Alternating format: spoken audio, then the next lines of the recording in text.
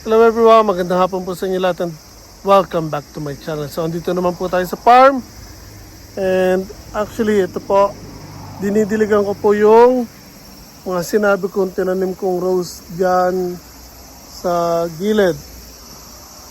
So up to now, buhay pa rin po yung mga tinanim ko. Besides sa dalawang tangkay na binaon ko or tinusok ko na namatay, pero meron pa rin tayo iba na nakatusok dyan na just in case replacement for sa if ever mga mamamatay. So kahit paano buhay po yung mga tinusok natin dyan and tapos ko na sila actually diligan ngayon. So again, etong isang ayan, tinusok ko na tangkay ng rose. Then again, itong irrigation natin, libre po yan. Tubig galing sa bundok. So dala ko itong panadyo ko. Then didiligan lang natin yung tinusok nating tangkay ng rose. So actually tapos na po ako. Pabalik na ako doon sa main na bahay or property. Sinisilip ko lang po itong pinadaanan natin ng traktora nung Sabado. Just checking kung meron pang mga bagong sibol na damo na buhay. Para kung meron, papadaanan ulit natin ng traktora para matuyo yon.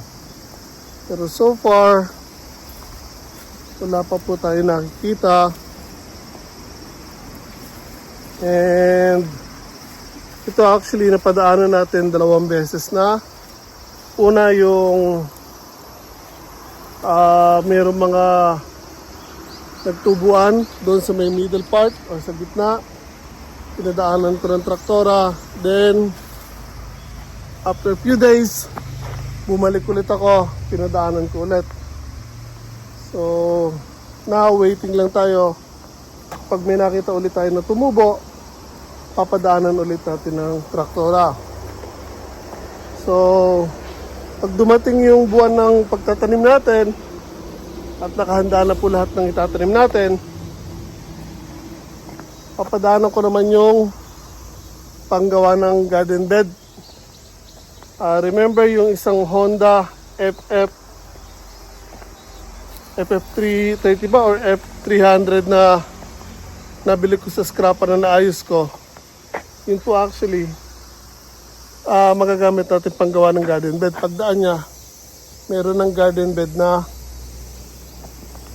buo na madadaanan niya. So may adapter na rin tayo noon. Nakabili ko sa scrapan din. Medyo may liko lang ng konti, ayusin ko pa yon.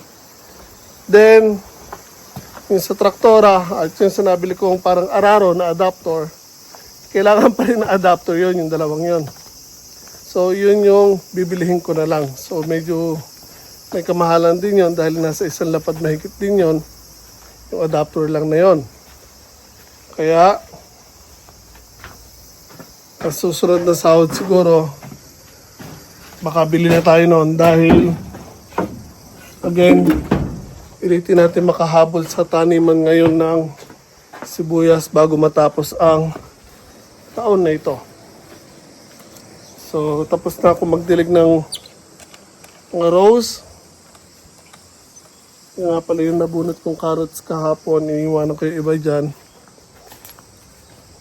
So na magdidilig naman tayo dito.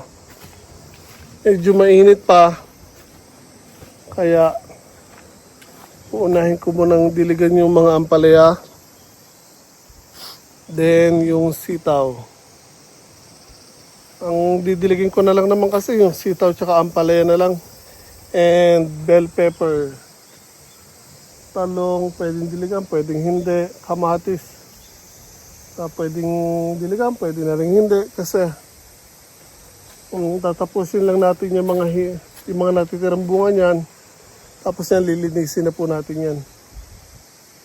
Yung okra, pwede pang patagalin niya ng konti, pero Kapag nilinis ko tong kamatis, isabay ko na rin yung okra. Then, ang matitira na lang dyan, carrots, aluya, carrots, then kamote, bell pepper, sile. Hindi ko pa rin naililipat pero yan, malalaki na po yung punla ko. Talong, malapit na rin linisin yan. Tapos sitaw, kamoting kahoy. Yun na lang po matitira dyan. Then after nila, again, lilinisin natin lahat yan. Lalagyan natin ng pataba na panibago, preparation. Kung may sasabay natin doon para sa taniman din ng sibuyas, sasabay natin. Kung hindi naman, mauna yun doon, then isusunod natin to. Sibuyas para itatanim natin dyan. So hopefully, makain natin. And again, mag-isa lang tayo kumikilos kaya pag libre lang tayo, utay-utay lang. Tinti lang. Ang hirap pag pinipilit guys. Hindi talaga kaya. So, again, yan, hindi ko na masyado papabayan sa inyo. Pinakita ko lang sa inyo yung pagdidilig doon ng rose. Check nung lupa doon kung may panibagong sinisibol na damo or wala. Yan yung traktora guys. Ganyan yung mga plywood na nakuha natin. Libre lang. Ilang paleta yan.